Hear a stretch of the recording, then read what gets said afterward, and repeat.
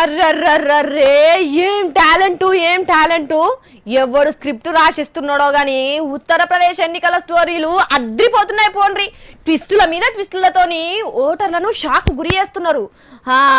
ఇక అన్ని డ్రామాలు అయిపోయినాయి అని అనుకునే లోపే ఇంకో మలుపు ఆహా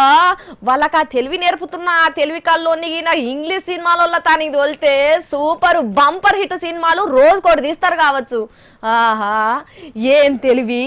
ఎట్లొస్తాయి కావచ్చు గిన్న ఆలోచనలు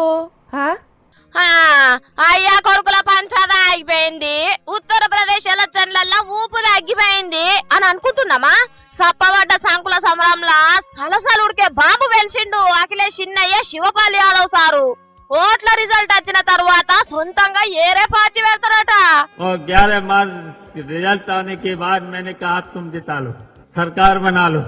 हम पार्टी बनाएंगे 11 मार्च के बाद హాగో పెడితే గిడితే సైకిల్ గుర్తు గుంజుకున్నప్పుడే అన్న ములాయం సింగ్ యాదవ్ సార్తో కలిసి పార్టీ పెట్టాలి కానీ తీరా ఎలక్షన్ల ముంగట ఇప్పుడు కొత్త పార్టీ అంటే నెట్టుకొస్తాడా అని అనుమాన పడుతున్నారు కదా మరి శివపాల్ సార్ అంటే చిన్న సారేనా అయ్యా కొడుకులనే ఆగం పట్టించి దుబ్బ బుక్కిచ్చినోడేనాయే ఇంత ట్విస్టులు పెట్టకపోతే ఎట్లా ఈ శివపాలుడు అఖిలేష్ సార్ పార్టీ గుర్తు మీదనే పోటీ చేస్తున్నాడు నన్ను గెలిపియమనే అంటున్నాడు కానీ ఓట్లు అయిపోయాక అఖిలేష్ సారు ఎట్లా సర్కార్ ఏర్పాటు చేస్తాడో చూస్తానంటాడు అంటే ఏందన్నట్టు ఎలక్షన్లల్లా పాస్ ఓపేలో తెలిసినాక అఖిలేష్ సార్ ఫండ్లు ఉడగొట్టినట్టు ఎమ్మెల్యేలందరినీ గుంజుకొని అధికారంలోకి వస్తారని చెప్పకనే చెప్తున్నట్టే కదా అబ్బా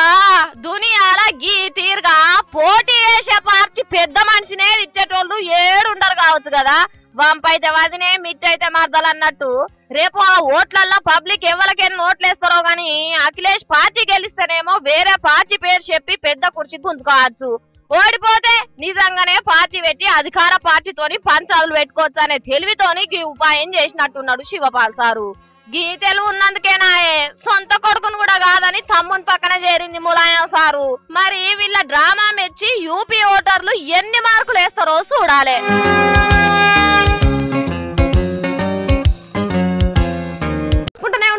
HM TV